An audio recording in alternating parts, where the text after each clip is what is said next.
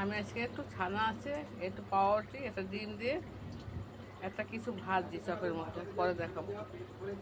এই দেখো একটু ময়দাও দিয়ে দিয়েছি, তারপরে আপনার একটুখানি এইটা দেবো সই।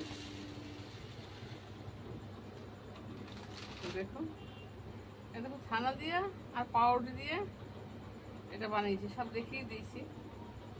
তেল বসিয়েছি, এটা ছাড়বো।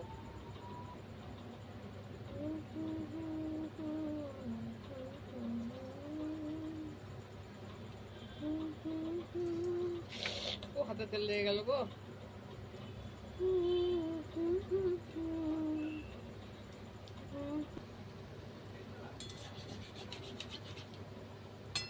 বেশি বকতে পারি। দেখুন বন্ধুরা আমার এই সবটা হয়ে গেছে, তুলে দেবো। এই দেখুন বন্ধুরা ছানা দিয়ে পাউরুটি দিয়ে আমার চপ হয়ে গেছে। ছেলের বউ এসছে তাই দেখুন কত সুন্দর হয়েছে খেতে।